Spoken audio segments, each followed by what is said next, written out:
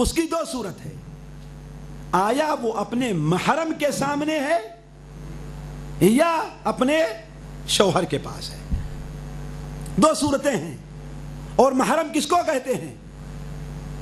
محرم کے سمجھنے میں بہت سے لوگ غلطی کرتے ہیں۔ محرم عورت کا وہ مرد ہے جس کے ساتھ اس کا نکاح ہمیشہ ہمیشہ کے لیے ناجائز اور حرام ہے۔ اگر وقتی طور پر ناجائز اور حرام ہے تو وہ محرم نہیں ہے۔ جیسے خالو ہے، عورت کا کیا خالو ہے، وہ اس کے لیے مستقل طور پر حرام نہیں ہے، لہذا خالو اس کا محرم نہیں ہے، اس لیے اس کے سامنے لڑکی اپنے جسم کا کوئی حصہ ظاہر نہیں کرے گی، حتیٰ کہ چہرہ بھی اور ہاتھ بھی نہیں ظاہر کرے گی، الا ایک ہی پردے کی آڑ سے کوئی لین دین کا معاملہ ہو۔ تو محرم ہیں تو اس کے سامنے عورت اپنے جسم کا وہی حصہ ظاہر کرے گی جو عام طور پر کام کاج کے سلسلے میں کھلتا ہے۔ علماء نے اس کی تحدید کہاں سے کی ہے؟ یہاں تک دونوں ہاتھ سے کی ہے، یہاں تک دونوں ہاتھ اور یہ حصہ اور پنڈلی اور اس کے نیچے سے پیر، صرف یہی حصہ ظاہر کرنے کی اجازت ہوگی اور رضاعت نہیں ہوگی۔ اس شخص کے سامنے جو محرم ہے، لیکن واضح رہے کہ خالو محرم نہیں ہے، بہن کا شوہر محرم نہیں ہے، چچے زاد بھائی، مامو زاد بھائی، پھوپھی زاد بھائی، خالہ زاد بھائی محرم نہیں ہے، دیور محرم نہیں ہے، جیٹھ محرم نہیں ہے، یہ اجنبی ہیں، ان سے ویسے ہی پردہ ضروری ہے جتنا ایک سڑک پر چلنے والے عام آدمی سے پردہ ضروری ہے۔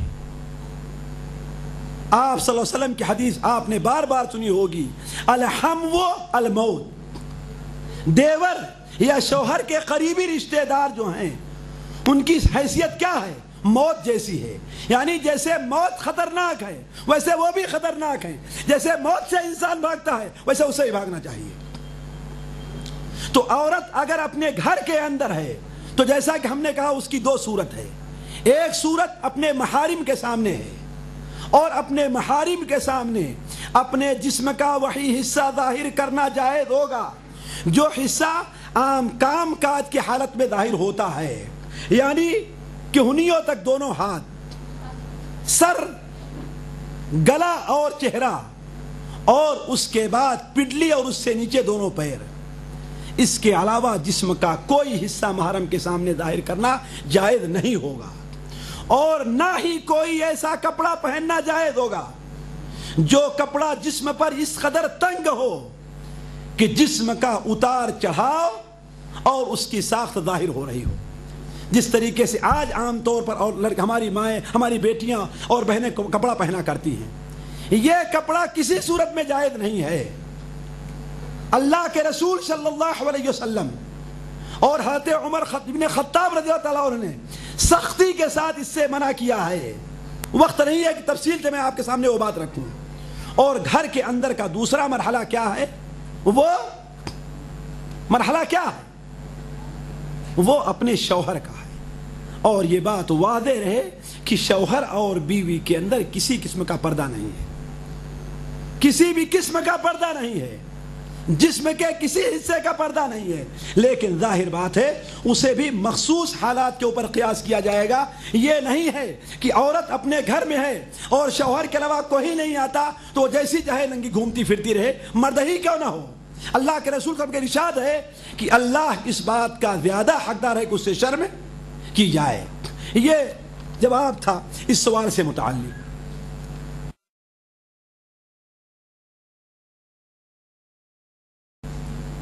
میرا سوال یہ ہے، کیا بچوں کو برے راستے سے ہٹانے کے لیے ان پر سختی کی جا سکتی ہے؟ اگر وہ ہماری اولاد نہ ہو اور آپ کی ذمہ داری میں ہو تو ہمیں کیا کرنا چاہیے؟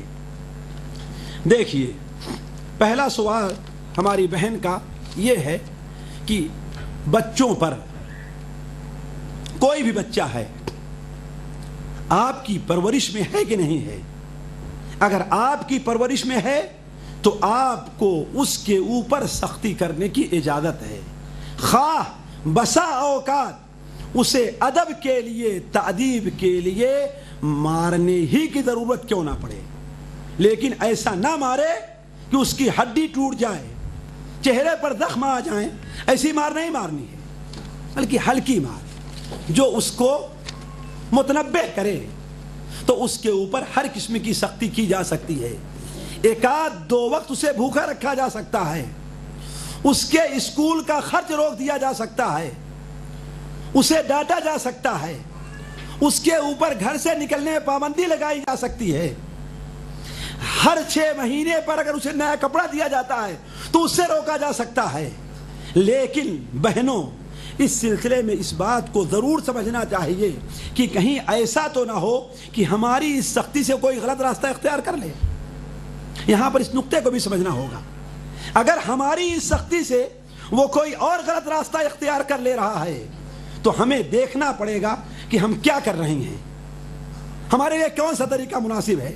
خلاصہ یہ کہ بچہ اگر ہماری ذمہ داری میں ہے تو اس کے اوپر سختی کی جا سکتی ہے۔ دوسرا سوال یہ ہے کہ میرا دوسرا سوال ہے کہ میں اپنے استاد جو غیر مسلم ہیں ان کو کلام پاک کا تحفہ دے سکتے ہیں کہ نہیں؟ دیکھیے، کلام پاک کا تحفہ دینے کی کئی صورت ہے۔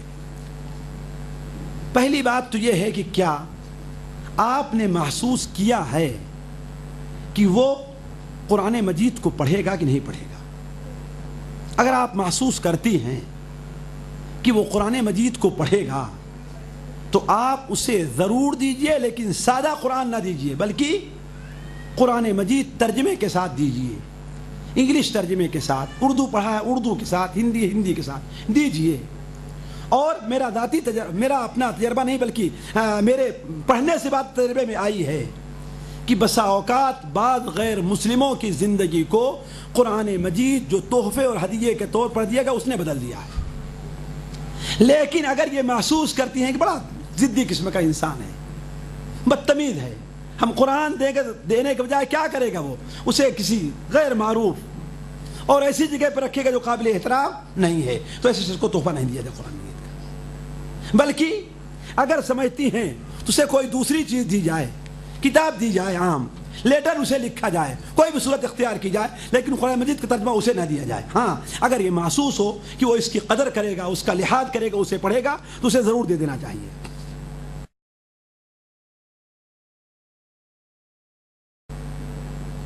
لڑکیاں نماز کی پابندیاں نہیں کرتی، وقت رہا بھی تو سوئے رہتی ہیں، قرآن و سنت کی روشنی میں بتائیے۔ نمازوں کو ترک کرتی رہتی ہیں، خاص طور پر عشاء وغیرہ کی نماز۔ بہنوں اور بیٹیوں یہ بتاؤ کہ نماز کا مسئلہ اب ایسا ہے کہ جس کے بارے میں کسی کو کوئی عذر نہیں ہو سکتا کہ ہمیں معلوم نہیں ہے۔ آخر ایک مسلم اور کافر کے درمیان نماز پڑھنے والی نماز ہی تو فرق کرنے والی ہے۔ ذرا سنن ابن ماجہ کی اس حدیث کے اوپر بھی غور کریں اس حدیث کے اوپر کہ اللہ کے رسول نے کیا ارشاد فرمایا، المرأة اذا صلت خمسها وصامت شهرها واحسنت فرجها واطاعت بعلها تدخل من اي ابواب الجنة شاءت۔ اگر عورت 4 کام کر لیتی ہے تو وہ جنت کے جس دروازے سے چاہے داخل ہو جائے گی۔ وہ 4 کام کون ہے؟ ذرا غور کریں۔ پہلا کام کون ہے کہ 5 وقت کی نماز پڑھ لیتی ہے۔ میں غور کرنے لگا، سوچنے لگا کہ آخر اللہ تبارک و تعالی نے خصوصی طور پر 5 وقت کی نماز کو اور روزے کو عبادات میں کیوں ذکر کیا ہے؟ اور پڑھی لکھی بچیاں ذرا غور کریں گی اس کے اوپر۔ زکوٰۃ بھی تو ہے نا، حج بھی تو ہے، دوسرے اعمال بھی ہیں، توحید بھی ہے، سارے اعمال ہیں، لیکن خصوصی طور پر اللہ کے رسول صلی اللہ علیہ وسلم نے نماز کے اور روزے کا ذکر کیوں کیا ہے؟ وجہ کیا ہے اس کی؟ میں غور کرنے لگا تو میرے سمجھ میں بات آئی کہ اللہ تبارک و تعالی نے عورت کے ظروف اور حالات کو مردوں جیسے نہیں رکھا، اس سے مختلف ہیں۔ کوئی بھی عورت اگر صحت کی زندگی گزار رہی ہے تو وہ پورے مہینے 5 وقت کی نماز برابر نہیں پڑھ سکتی ہے۔ کوئی بھی عورت اگر صحت کی زندگی گزار رہی ہے تو وہ پورے مہینے کا روزہ نہیں رکھ سکتی ہے۔ اس لیے فطری طور پر بسا اوقات انہیں نماز چھوڑنا پڑتا ہے اور روزہ ترک کرنا پڑتا ہے۔ اور ایک چیز جس کی عادت بنی رہے اس کے اوپر عمل کرنا آسان ہوتا ہے، اور جب درمیان میں انقطاع ہو جائے، چھوٹ جائے، تو اس کے اوپر عمل کرنا مشکل ہوتا ہے۔ مثال کے طور پر چھٹیوں کے بعد